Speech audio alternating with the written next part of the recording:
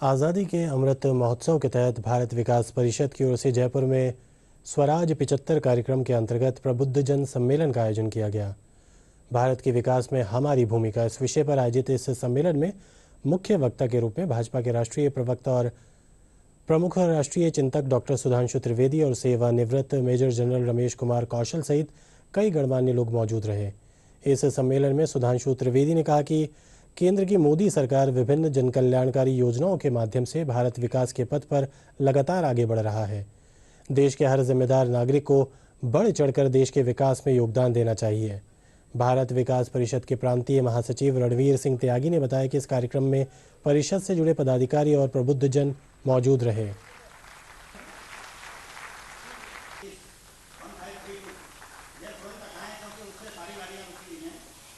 भारत का विकास और विकास में हमारी भूमिका और विशेष अवसर तब जब यह स्वतंत्रता का अमृत महोत्सव है।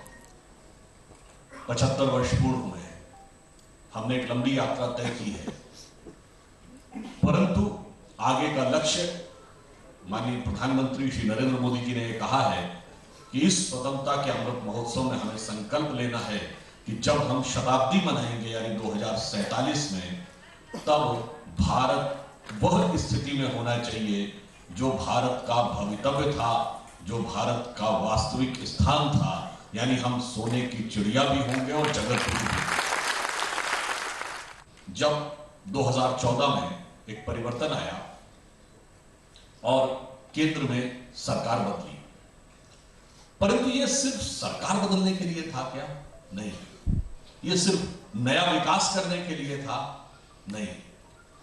ये विकास करने के लिए तो था ही, विकास के विचार को नया आयाम देने के लिए था। प्रधानमंत्री जी ने कहा हमें सबका विकास करना है, सबको जनधन अकाउंट देने हैं, सबको गैस उपलब्ध करानी है, सबको मकान उपलब्ध कराना है, सबको शौचालय उपलब्ध कराना है, सबको आयुष्मान भारत के तहत जो किया गया स्वास्थ्य की सुरक्षा प्रदान करनी है। ऐसा क्यों? कारण जानते क्या है?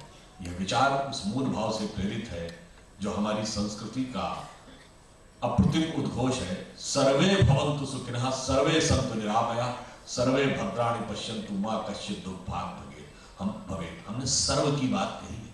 हमने अपने जन, पराये जन या बहुजन की भी बात नहीं की है, क्योंकि जब आप बहुजन की बात करते हैं तो कुछ जन तो छूट जाते हैं, परंतु जब आप सर्वे भवन्तु सुखिनः कहते हैं तो एक भी व्यक्ति छूटता नहीं है। इसलिए विचार विकास का पहला इस धारणा से प्रेरित था जो पूर्ववर्ती विकास की अवधारणाओं से अलग था कि अब सबको सब कुछ देना है। सम्मेलन का मुख्य उद्देश्य था हमारी यानी आम जन की भारत के विकास में क्या भूमिका है।